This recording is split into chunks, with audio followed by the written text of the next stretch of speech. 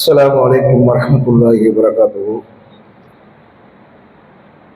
إن الحمد لله نحمده ونستعينه ونستغفره ونؤمن به ونتوكل عليه ونعوذ بالله من شرور أنفسنا ومن سيئات أعمالنا من يهده الله فلا مضل له ومن يضلل فلا هادي له أشهد أن لا إله إلا الله وحده لا شريك له وأشهد أن محمدا عبده ورسوله أما بعد يا أيها الذين آمنوا اتقوا الله حق تقاته ولا تموتن إلا وأنتم مسلمون. يا أيها الناس اتقوا ربكم الذي خلقكم من نفس واحدة وخلق منها زوجها وبث منهما رجالا كثيرا ونساء واتقوا الله الذي تسألون به والأرحام إن الله كان عليكم رقيبا. يا أيها الذين آمنوا ادخلوا في السلم كافة ولا تتبعوا خطوات الشيطان إنه لكم عدو مبين. அளவற்ற அருளாளனும் நிகரில்லா பெரும்பெரும் மைய அல்லாஹ்வின் திருப்பெயரால் ஆரம்பம் செய்கின்றேன். வல்ல ரஹ்மானின் வற்றா பெருங்கருணை சாந்தியும் சமாதானமும் அல்லாஹ்வுடைய திருத்தூதர் முகமது நபி ஸல்லல்லாஹு அலைஹி வஸல்லம் அவர்கள் மீதும் அவர்கள் கொண்டு வந்த சத்திய இஸ்லாத்தை பல்வேறு விதமான கஷ்டங்களுக்கு மத்தியில் தங்களது வாழ்க்கை நெறியாக அப்படியே ஏற்றி செயல்படுத்திய நபி தோழர்கள் மீதும் நபி தோழர்கள் மீதும் உலக இறுதியால் வரை தோன்றக்கூடிய உலக முஸ்லிம்கள் அனைவரும் மீதும் குறிப்பாக அல்லாஹ் நம் மீது கடமையாக்கி இருக்கக்கூடிய இந்த ஜும்மா தொழுகையை நபிகள் நாயகம் ஸல்லல்லாஹு அலைஹி வஸல்லம் அவர்கள் காட்டி தந்த அழகிய வழிகாட்டுதலின் அடிப்படையில் நிறைவேற்ற வேண்டும் என்கின்ற நோக்கத்திற்காக இங்கே ஒன்று கொண்டிருக்கக்கூடிய நம் அனைவர் மீதும் வல்ல ரஹ்மானின் வற்றா பெருங்கருணை சாந்தியும் சமாதானமும் என்றும் நிலவட்டுமாக. எல்லாம் வல்ல அல்லாஹ்வின் நல்லவர்களே, அல்லாஹ்வுடைய தூதர் நபிகள் நாயகம் ஸல்லல்லாஹு அலைஹி வஸல்லம் அவர்கள் நமக்கு கற்றுத் தருகின்றார்கள். அத்துவாவோ ஹுவல் இபாதா, பிரார்த்தனை என்பது ஒரு வணக்கமாகும் என்று நபிகள் நாயகம் ஸல்லல்லாஹு அலைஹி வஸல்லம் நமக்கு கற்றுத் தருகின்றார்கள். அதை சொல்லிவிட்டு ரசூலுல்லாஹ் மேலும் சொல்கின்றார்கள், வகார ரப்புக்கும் உள்ளதி வகார ரப்புக்கும் உதுஊனி அஸ்தஜிபு லக்கும் என்று நபிகள் நாயகம் ஸல்லல்லாஹு அலைஹி வஸல்லம் என்ன செய்தாங்க, பிரார்த்தனை என்பதே ஒரு வணக்கம்னு ரசூலுல்லாஹ் சொல்லிட்டு அதன் தொடர்ச்சியாக ரசூலுல்லாஹ் சொல்றாங்க, எனது வணக்கத்தை பெருமை அளிப்போரை விட்டும் பெருமை அளிப்போரை நான் நரகத்தில் உழைய செய்வேன். எனவே நீங்கள் என்னை மட்டும் அழையுங்கள், என்னிடமே நீங்கள் பிரார்த்தியுங்கள். எனது வணக்கத்தை விட்டும் யார் பெருமை அளிக்கின்றார்களோ அவர்களை நான் நரகத்தில் உழைய செய்வேன் என்று நபிகள் நாயகம் ஸல்லல்லாஹு அலைஹி வஸல்லம் நமக்கு கற்றுத் தருவதை பார்க்கின்றோம். ரசூலுல்லாஹ் முதலாவதாக சொன்ன விஷயம் பிரார்த்தனை என்பதே ஒரு வணக்கம்.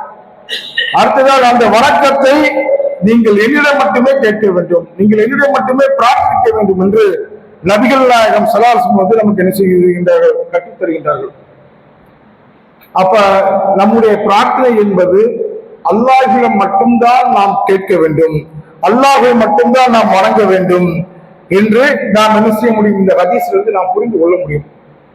இந்த அடிப்படையில் நம்முடைய பிரார்த்தனையினுடைய ஒழுங்குகள், நாம் எவ்வாறு பிரார்த்தனை செய்ய வேண்டும் என்பதை பற்றி இந்த ஜும்மா அமர்வுகளை நாம் பார்க்க இருக்கின்றோம்.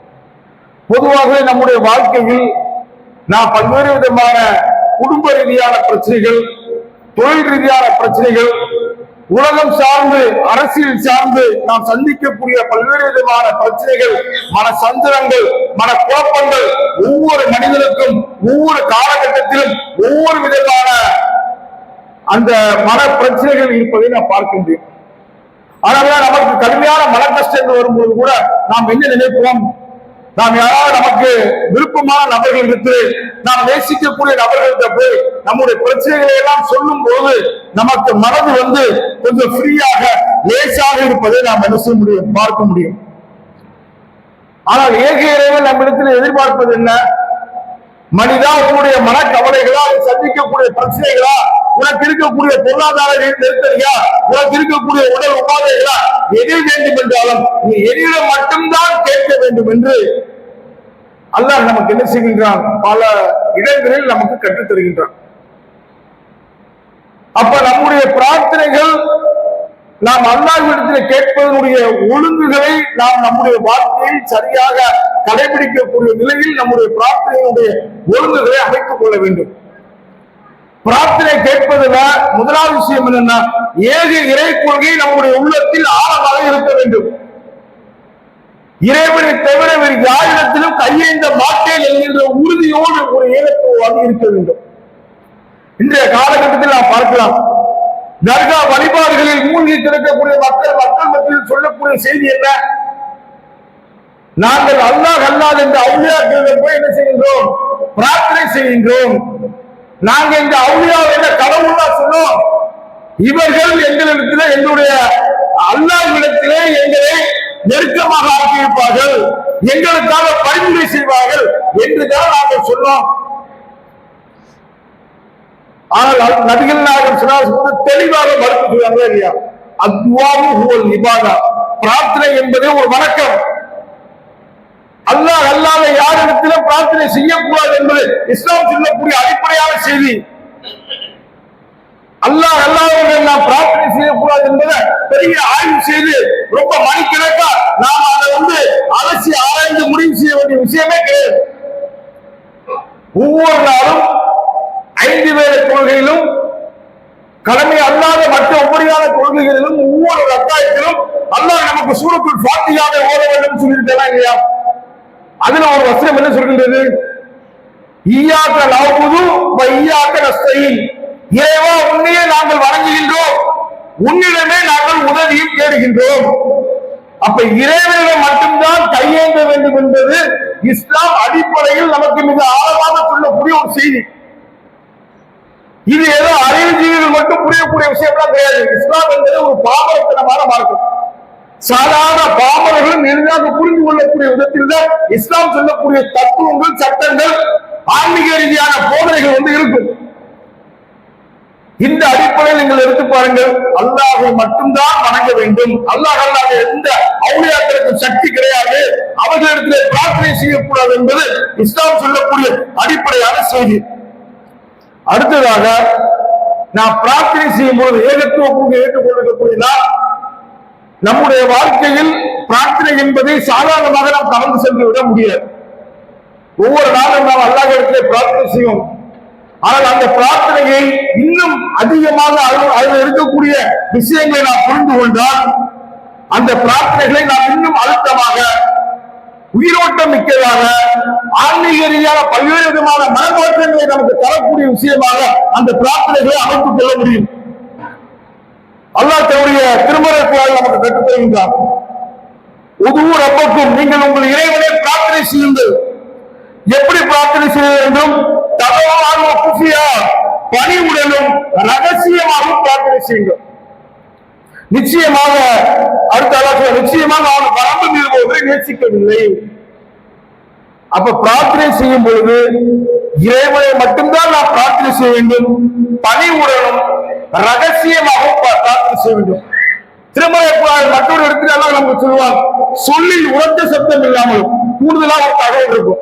பணிவோடு பிரார்த்தனை செய்ய வேண்டும்.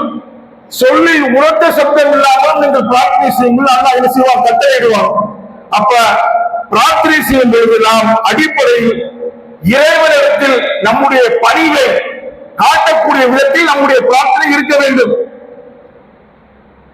ஏகத்துவ கொள்கை ஏற்றுக்கொண்டிருக்கக்கூடிய நாம் இறைவனிடத்தில் நாம் பிரார்த்தனிக்கும் போது நம்மை முழுமையாக இறைவனிடத்தில் சரணாகதி அடையக்கூடிய விதத்தில் நம்முடைய பிரார்த்தனைகள் இருக்க வேண்டும். நடைமுறை வாழ்க்கையில் நாம நம்முடைய வாழ்க்கையில் இப்படிப்பட்ட ஆன்மீக ரீதியான பக்குவத்தை நாம் பெற்றிருக்கின்றோமா?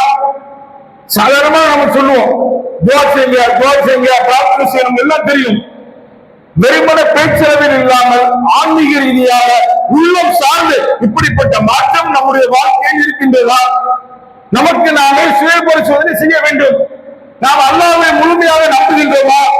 அல்லாஹ்வின் மீது நமக்கு இருக்கக்கூடிய பயம் உண்மையானதாக இருக்கின்றதா? அல்லது உலகத்திற்காக நாம் நடிக்கின்றோமா? ஆன்மீக ரீதியாக நம்முடைய உள்ளம் சார்ந்து பெற வேண்டிய படிப்பனையில் பக்குவத்தில் மிக முக்கியமான விஷயம் இது. இறைவனை முழுமையாக சார்ந்திருக்க வேண்டிய அந்த தன்மை, இறைவன் முன்னாடி நம்முடைய பணிவை வெளிக்காட்டக்கூடிய தன்மை. இறைவன் மத்தியில் நம்முடைய பணிவை எப்படி காட்ட முடியும்? இறைவா நீ எதை சொன்னாயோ அதற்கு கட்டுப்படக்கூடிய மனநிலையில் நான் இருக்கின்றேன். நீ என்ன சொன்னாயோ அதன் அடிப்படையில் நான் என்னுடைய வாழ்க்கையை அமைத்துக் கொள்கின்றேன். இந்த ஆன்மீக ரீதியான பக்குவம் பல நிலைகளில் நம்மிடத்தில் வெளிப்படும்.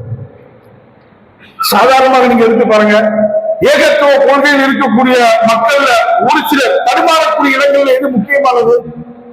திருமண வீடுகளில் சாதாரணமாக தடுமாறக்கூடிய நிலைகளை பார்க்கின்றோமா இல்லையா? எளிமையான திருமணத்தை இஸ்லாம் வலியுறுத்துகின்றது. ஆடம்பரமான திருமணங்கள் கூடாது என்று இஸ்லாம் சொல்கின்றது. நபி வழிக்கு முக்கியத்துவம் கொடுக்கக்கூடிய திருமணங்களை இஸ்லாம் ஆதரிக்கின்றது.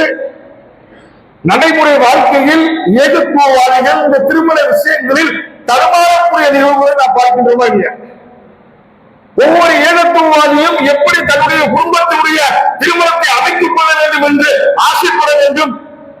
20 ஆண்டுகளுக்கு முன்பாக 30 ஆண்டுகளுக்கு முன்பாக மக்கள் மன்றத்தில் இஸ்லாமிய திருமணங்கள் எப்படிப்பட்ட புரட்சியை ஏற்படுத்தியது? வரட்சியாக பணம், இடம், வீடு, காரு, பைக்கு வரட்சியாக கேட்டு வாங்கக்கூடிய நிலை இருந்தது. ஆனால் இஸ்லாம் எப்படிப்பட்ட ஒரு தத்துவத்தை நமக்கு சொல்லித் தந்தது? திருமணம் என்பது சடங்கு சம்பிரதாயம் கிடையாது. இது ஒரு ஒப்பந்தம். எளிமையாக திருமணங்கள் நடத்தப்பட வேண்டும். மிக குறைந்த செலவில் நடத்தக்கூடிய திருமணம் பறக்கத்தேவை ரசூலுல்லாஹ் சொல்லிட்டாங்க. அல்லாஹ்விடமிருந்து வந்த செய்தி தான் அது. இதுல ஒவ்வொரு ஏகத்துவவாதியும் ஆணாக இருக்கலாம், பெண்ணாக இருக்கலாம், நம்முடைய குடும்பத்தினுடைய திருமணங்களை எப்படி நாம் நடத்துகின்றோம் சிந்தித்து பாருங்கள். 500 பேர் கூப்பிட்டா தப்பா? 1000 பேர் கூப்பிட்டா தப்பா? மண்டபத்தில் திருமணம் வைத்துக் கொள்ளலாமா? ஒரு ஏகத்துவாதி ஆன்மீக ரீதியாக நாம் பக்குவம் பெற்றிருக்கின்றோம். நம்மிடத்திலே அல்லாஹ்வை பற்றிய பயம் முழுமையாக இருக்கின்றது. அல்லாஹ்வுக்கு கட்டுப்படக்கூடிய நிலையில் நாம் இருக்கின்றோம் என்றால் நாம் எதில போட்டி போட வேண்டும்? ஒருத்தர் 5000 ரூபாய் செலவு பண்ணி திருமணம் முடிச்சா நான் 500 ரூபாய் திருமணம் முடிப்பேன். ஏன் ஊர் ஃபுல்லா கூப்பிட்டாக்கா திருமணமா? ஊர் ஃபுல்லா விருந்து போனாக்கா திருமணமா? இந்த விருந்து ரசூலுல்லாஹ் காட்டி தந்த அடிப்படையில் உள்ளதா? திருமண விருந்த எளிமையாக குறைந்த செலவில் ரசூலுல்லாஹ் சொல்லிட்டாங்க. சாதாரணமாக சார்ந்த நேரங்களில் ஒரு 10 பேரை கூப்பிட்டு திருமணம் முடிப்பதற்கு அடிப்படை எத்தனை பேருக்கு தேவை? 5 பேர் இருந்தா ஒரு திருமணம் முடிஞ்சு. ஒரு மணமகன் கண்டிப்பா தேவை. 2 வழி தேவை, 2 சாட்சி தேவை. 5 பேர் இருந்தா முடிஞ்சிருமா இல்லையா? ஊர் ஃபுல்லா கூப்பிடணும் அந்த சிந்தனை இருக்கா இல்லையா? இது ஏகத்துவவாதிகள்கிட்ட இருந்து வெளியேற வேண்டிய சிந்தனை. ஒவ்வொருவரும் நாம நன்மையில போட்டி போட வேண்டும். இந்த அடிப்படையில் அல்லாஹ்வுக்கு நாம் முழுமையாக பயப்படக்கூடிய நிலையில் இருக்கின்றோமா என்று நமக்கு நாமே சுய பரிசோதனை செய்ய வேண்டும். நாம் பிரார்த்தனை செய்கின்றோமா இல்லையா? அல்லாஹ் நம்ம இடத்துல சொல்லக்கூடியது என்ன? நாம அல்லாஹ்வை மட்டும்தான் பிரார்த்தனை செய்ய வேண்டும். பணிவுடனும். அந்த பணி எப்படி இருக்கணும்? அல்லாஹ் எதை சொன்னாலும் அதை என்னுடைய வாழ்க்கையில் நடைமுறைப்படுத்துவேன் என்கின்ற அடிப்படையில் அந்த பணிவு நம்மிடத்தில் இருக்கின்றதா?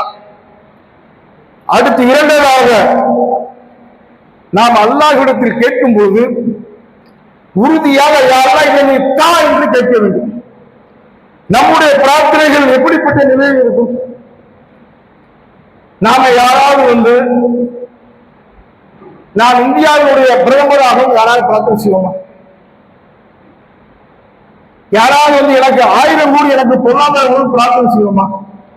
உறுதியான நம்பிக்கைங்கிறது மனிதனுடைய சக்தியினால் எதெல்லாம் இயலாது, முடியாது, இது நடக்காத காரியம் இருக்கும். அதை அல்லாஹ் நாடினால் தருவார் என்கின்ற அந்த உறுதியோடு கேட்கக்கூடிய மனநிலையில் நாம் இருக்கின்றோமா? சிந்தித்து பாருங்கள். நாம் என்ன கேட்போம்? யாரெல்லாம் எனக்கு ஒரு வீட்டை தான், எனக்கு இன்னும் கூட 2 மனம் வேணும். இதெல்லாம் எப்படி இருக்குன்னா நீங்க கூட்டி கழிச்சு பார்த்தா நாம கொஞ்சம் முயற்சி செய்தா எதை நாம அடைய முடியுமோ அதை அல்லாஹ்ட்ட கேட்போம். ஆனால் அல்லாஹ் மீது நாம் வைக்க வேண்டிய நம்பிக்கை எப்படி இருக்க வேண்டும்? எதெல்லாம் உலகத்துல மனிதனுடைய பார்வையில் முடியாது நினைக்காங்களோ, எதெல்லாம் வெளியில சொன்னா இது பைத்தியகாரத்தனம் சொல்லுவாங்களோ அதை அல்லாஹ்ட்ட நாம கேட்கலாமா இல்லையா? பணிவோடு கேட்போம், ரகசியமா கேட்போம். நம்ம மனிதனுடைய சக்திக்கு எதெல்லாம் முடியாது நினைக்குமோ அதெல்லாம் கேட்கக்கூடிய நிலையில் நாம் இருக்கின்றோமா? சரி, காசு பணம் கூட வேண்டாம். யாராவது நம்மள அடுத்த 1 வருஷத்துல நான் முழு குரானையும் மானம் செஞ்சு விடுவோம், மானம் செஞ்சு முடிக்கணும் யாராவது கேட்டுக்கோமா? என்ன நினைப்போம்? என்னால எப்படி குரான் படிக்க முடியும்? குரானை என்னால மானம் செய்வது நடக்கக்கூடிய காரியமா? அதெல்லாம் மதரசாவுக்கு போகணும், 3 வருஷம் ஆகும். ஆனால் அல்லாஹ்வின் மீது வைக்கக்கூடிய நம்பிக்கை உறுதியானதாக இருந்தால்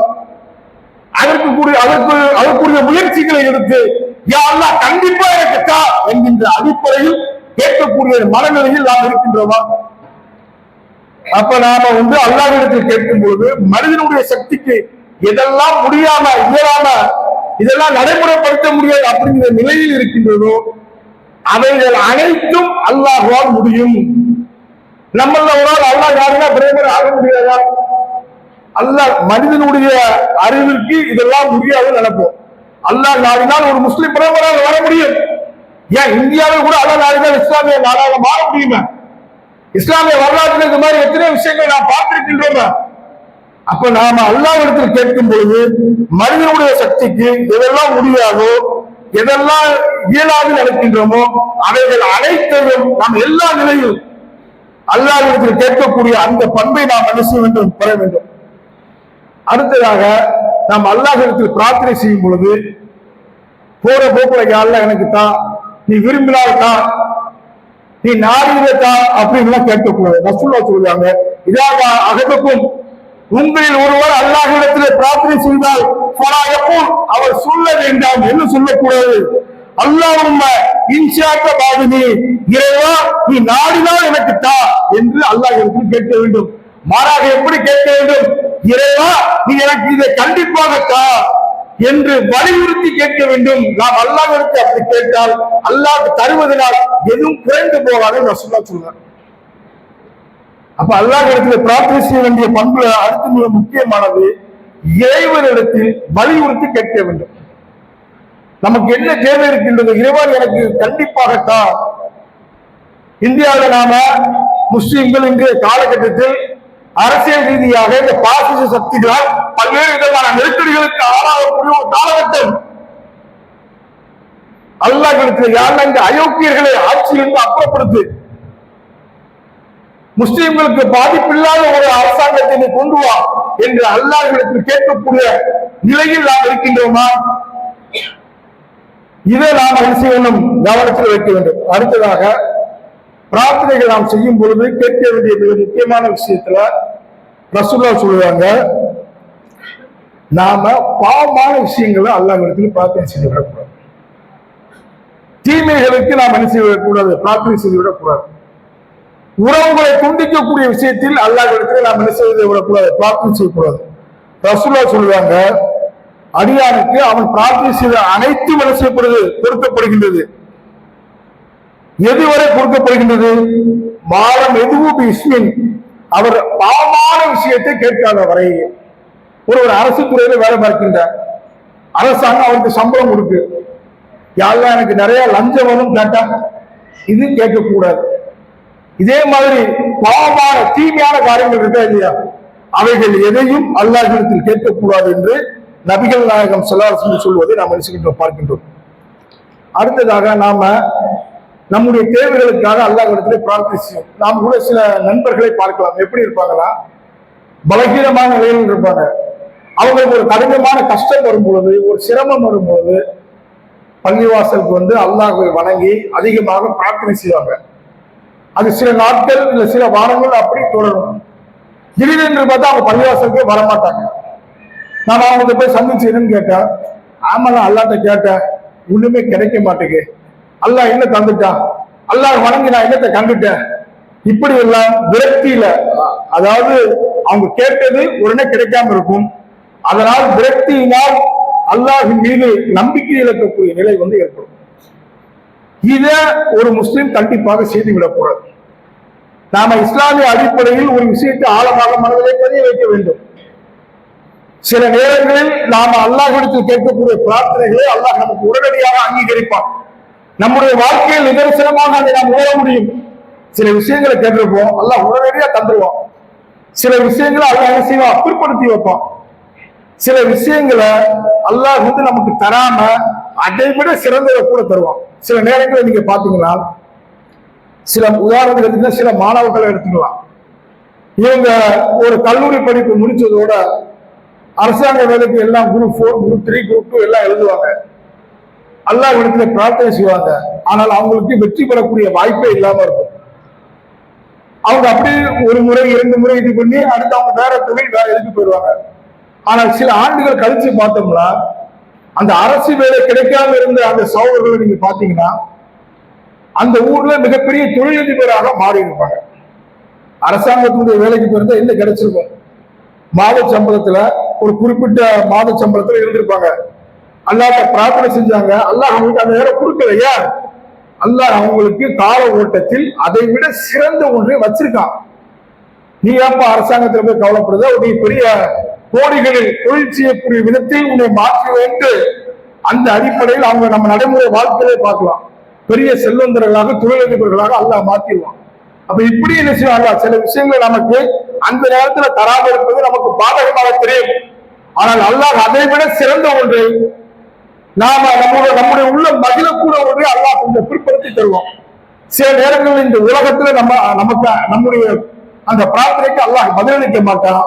மறுமையில அல்லாஹ் என்ன செய்வான், அதற்கு நம்முடைய பகரமாக மறுமையில கூலியை வழங்குவான்.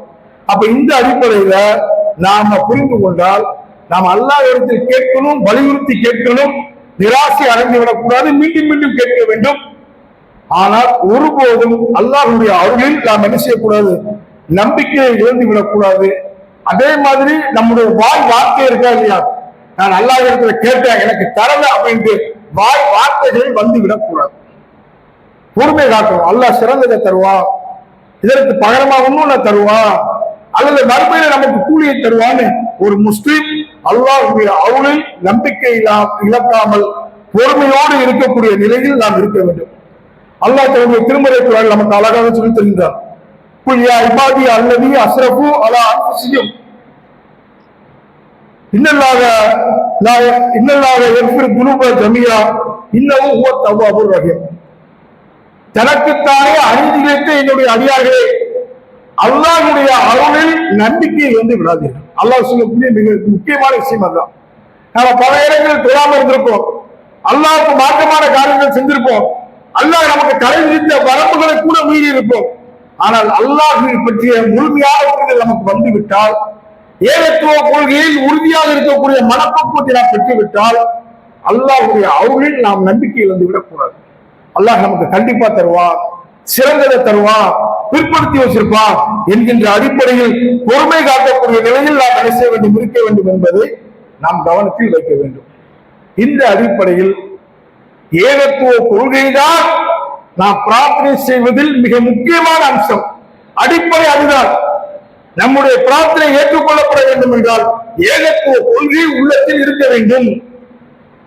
அடுத்ததாக நாம அல்லாஹ்விடம் மட்டும்தான் பிரார்த்தனை செய்ய வேண்டும், பணிவோடு பிரார்த்தனை செய்ய வேண்டும், உரத்த சப்தம் இல்லாமல் பிரார்த்தனை செய்ய வேண்டும்.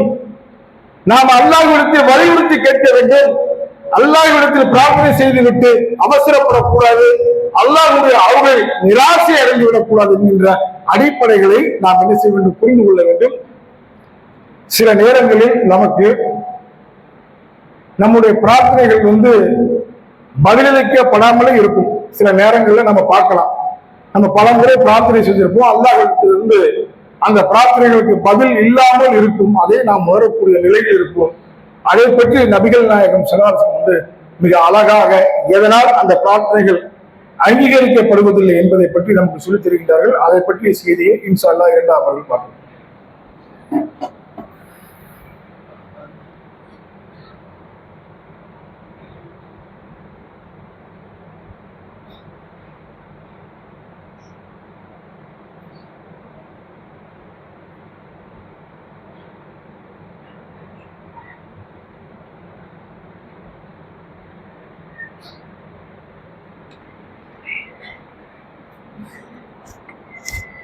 அல்ஹம்துலில்லாஹி ரப்பில் ஆலமீன் வஸ்ஸலாத்து வஸ்ஸலாமு அலா ரஹ்மத்தில் ஆலமீன் வ அலா ஆலிஹி வஸஹ்பிஹி அஜ்மஈன். அம்மா பஅத். அன்பிற்கினிய சகோதர சகோதரிகளே, நபிகள் நாயகம் ஸல்லல்லாஹு அலைஹி வஸல்லம் சொல்லக்கூடிய ஒரு செய்தி. ரசூலுல்லாஹ் ஒரு மனிதரை பற்றி சொல்கின்றார்கள். அந்த மனிதரோ நீண்ட பயணத்தில் இருக்கின்றார். அவரது தலையெல்லாம் புழுதி படிந்து பரட்டையாக இருக்கின்றது. அவர் அப்படிப்பட்ட நிலையில் வானத்தின்பால் கைகளை உயர்த்தி அல்லாஹ்விடத்திலே பிரார்த்தனை செய்கின்றார். என் இறைவனே, என் இறைவனே என்று அவர் அல்லாஹ்விடத்திலே பிரார்த்தனை செய்கின்றார். ஆனால் அவரது பிரார்த்தனை ஏற்றுக்கொள்ளப்படவில்லை. அதற்கு ரசூலுல்லாஹ் காரணம் சொல்லுவாங்க. என்ன காரணம் என்றால், அவனது உடை, அவனது குடிப்பு, அவனது அனைத்து பொருளாதாரம் அனைத்தும் ஹராமாக இருக்கின்றது. அவனது உணவு, அவனது உடை, அவனது குடிப்பு அனைத்தும் ஹராமானதாக இருக்கின்றது. பிறகு எப்படி அவனது பிரார்த்தனை ஏற்றுக்கொள்ளப்படும் ரசூலுல்லாஹ் மிக அழகாக சொல்லித் தருகின்றார்கள். இன்றைய காலகட்டத்தில் முஸ்லிம்கள் அதிகமான மக்களுக்கு பொருந்தக்கூடிய ஒரு செய்தி. குறுகிய காலத்தில் அதிகமான பொருளாதாரத்தை திரட்ட வேண்டும் என்கின்ற எண்ண ஓட்டம் இன்றைய இளைய சமுதாயத்தினருக்கு அதிகமாக இருக்கின்றது. அதிலும் குறிப்பாக இன்றைய இளைஞர்கள் எப்படிப்பட்ட எண்ண ஓட்டத்தில் இருக்கின்றார்கள் என்றால், பணம் சம்பாதிப்பது மட்டும்தான் குறிக்கோள், ஹலால் ஹராமை பார்க்க வேண்டிய தேவையில்லை என்கின்ற எண்ணத்தில் எப்படி வேண்டுமென்றாலும் சம்பாதித்துக் கொள்ளலாம், அடுத்தவர்களுடைய உரிமைகளை பறிப்பது, வியாபாரத்தில் மோசடி செய்வது, கலப்படம் செய்வது, பொய் சொல்லி விற்பனை செய்வது, எதை வேண்டுமென்றாலும் செய்து நமக்கு தேவையானது காசு பணத்தை நாம கூடுதலாக சம்பாதிக்க வேண்டும் என்கின்ற எண்ண ஓட்டத்தில் சில இளைஞர்கள் செல்வதை பார்க்கின்றோமா இல்லையா? அதனாலதான் நீங்க பார்க்கலாம், இன்றைய இளைஞர்கள் மத்தியில் சாதாரணமாக ஒரு செல்போன் வாங்கணுமா இஎம்ஐல வாங்குப்பா, ஒரு கார் வாங்கணுமா இஎம்ஐல போ, வீட்டுக்கு வீடு கட்டணுமா லோன் வாங்கி முஸ்லிம் குடும்பங்கள் இன்றும் நடக்கின்றதா இல்லையா? வீடு வாங்கணும், வீடு கட்டணுமா ஒரு லோனை போட்டு வீட்டை கட்டு. ஹலால் ஹராம் பார்த்து வாழ வேண்டும் என்கின்ற சிந்தனை இருக்கா இல்லையா? இது மிக அற்புதமான சிந்தனை, அல்லாஹ்வுக்கு உண்மையிலே பயப்படக்கூடிய சிந்தனை. ஹலால் ஹராம் பார்க்காமல் மனம் போன போக்கில் வாழக்கூடிய மன்னலை இருக்கின்றதா இல்லையா? இது சைத்தானிய சிந்தனை. இது அடிப்படையில் நாம் ஆழமாக மனதிலே பதிய வைக்க வேண்டும். நாம நம்முடைய பிரார்த்தனைகள் ஏற்றுக்கொள்ளப்பட வேண்டும் என்றால் நம்முடைய உணவு, நம்முடைய உடை, நம்முடைய குடிப்பு இவைகள் அனைத்தும் ஹராம் கலக்காமல் இருக்க வேண்டும். ஹராம் கலந்து விட்டது என்றால் அதுல நாம் என்ன செய்ய முடியாது, அல்லாஹ்வுடைய உதவி நமக்கு கிடைக்காது. நாம கோடிக்கணக்கான ரூபாய்களை ஏமாற்றி மோசடி செய்து ஹராம் கலந்து பொருளாதாரத்தை சம்பாதிச்சு வச்சிருப்போம். நமக்கு ஒரு நோயை அல்லாஹ் தருகின்றான், பிரார்த்தனை செய்தால் அல்லாஹ்விடமிருந்து உதவி கிடைக்காது. அதே நேரத்தில் அல்லாஹ்வுக்கு பயந்து வாழக்கூடிய ஒரு மனிதன் குறைவான சம்பளமாக இருக்கலாம், ஆனால் இறைவனுடைய திருப்தியை நாடி இறை பொருத்தத்திற்காக ஹலாலான பொருளாதாரத்தை மட்டும் சம்பாதிக்கக்கூடிய ஒரு மனிதனுக்கு உலகத்தில் சில நேரத்தில் ஆடம்பரம் கிடைக்காமல் போகலாம். கார் வாங்க முடியாம இருக்கும், நல்ல வீடு கட்ட முடியாம இருக்கும், பிரச்சனை இல்லை. ஆனால் அவருக்கு அல்லாஹ் கொடுத்திருக்கக்கூடிய மிகப்பெரிய ஆயுதம் எழுதுகிறதா, அவர் பிரார்த்தனை செய்தால் அல்லாஹ் அங்கீகரிக்கப்படும். ரசூலுல்லாஹ் சொல்றாங்களா இல்லையா? ஹராம் கலந்து விட்டது என்றால், தீமைகள் நம்முடைய பொருளாதாரத்தை இரண்டில கலந்து விட்டது என்றால் நம்முடைய பிரார்த்தனைகள் அங்கீகரிக்கப்படாமல் போய்விடும். ஆனால் திருமறை நமக்கு மிக அழகான நமக்கு சொல்லி தருவான்,